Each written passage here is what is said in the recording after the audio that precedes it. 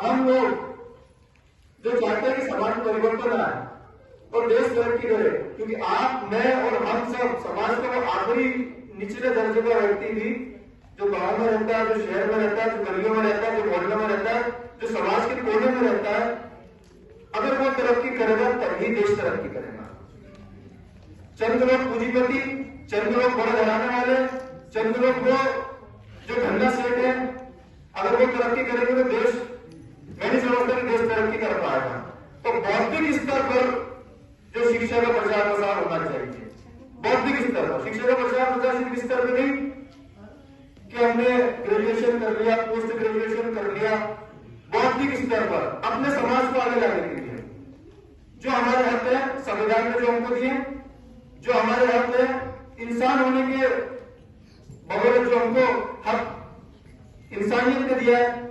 जो हमको प्रकृति ने जो हक दिए, उन हकों का हमें पूर्ण रूप से ज्ञान, और उसके लिए अगर हमें गिरना पड़े, हमें कुछ करना पड़े, तो वो बौद्धिक स्तर पर हमें ये काम मैं समझता हूं होना चाहिए, तभी हमारा समाज जो है, हमारा देश को तरक्की कर पाएगा। तो विभिन्न जो सामाजिक संगठनों का जो विकास है, जो हमारे सामाजिक विकास में संगठनों की भूमिका है, वो इसी के अंतर्गत घूमती है कि यदि हमारे संगठन इस शिक्षा के क्षेत्र में काम करेंगे तो सामाजिक विकास होगा। अगर हमारे संगठन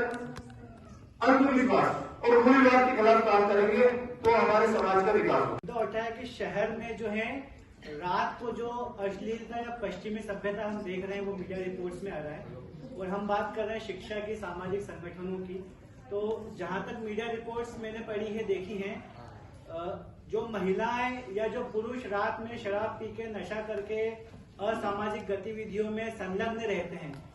मुझे लगता है कहीं ना कहीं वो भी उच्च शिक्षित वर्ग से ही है और उच्च वर्ग से ही हैं। तो कहीं ना कहीं एक सवाल ये मन में उठता है कि जब हम शिक्षा को प्रचार प्रसार करने की बात कर रहे हैं और दूसरी तरफ हम देखते हैं कि शिक्षित वर्ग भी ऐसी हरकतें कर रहा है, तो माता पिता के मन में एक सवाल, एक संकोच भी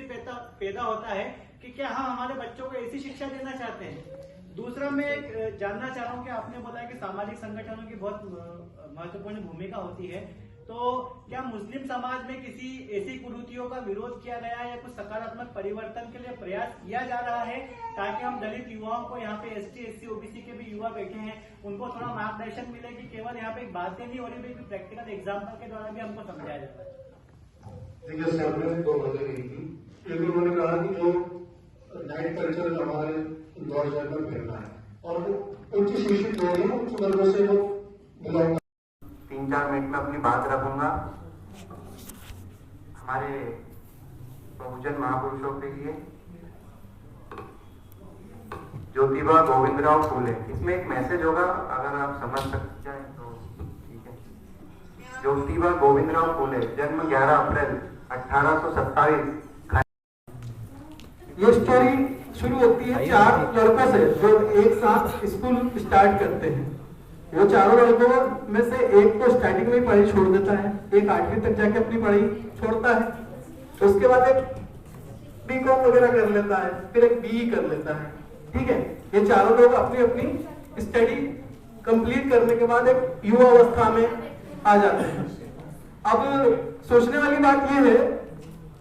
कि जो BE करा हुआ रहता है ना, वो कौन सी कंपनी में काम कर रहा होता है, ठीक है, और जो BCom करा हुआ होता है वो IAS बन जाता है, और जो 8वीं पढ़ा हुआ होता है वो बन जाता है पूरे समाज का, उन क्षेत्र का नेता। ठीक है,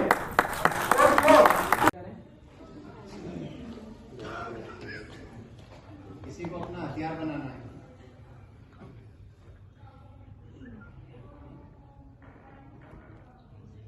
उनके सहयोग के कारण आज हम शायद 5 से 15, 20, 25 हुए हैं,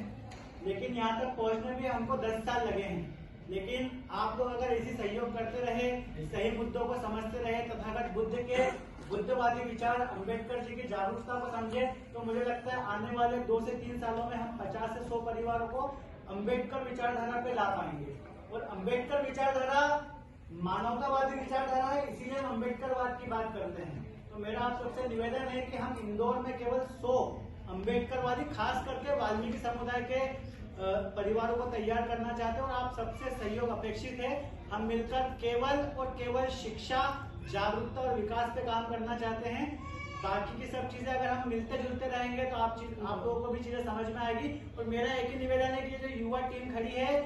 इन्होंने कम से कम 2 महीने पहले तैयारी की, इन सब लोगों ने संचालन किया और आप सबके सहयोग और प्रेरणा से और आशीर्वाद से इन सबके तन मन धन, जो माननीय काशीराम साहब कहते हैं कि टाइम भी देते हैं, ये टैलेंटेड भी हैं और ट्रेजर भी देते हैं, तो निश्चित रूप से कारवा आगे बढ़ेगा। आप सबको बहुत बहुत साधुवाद।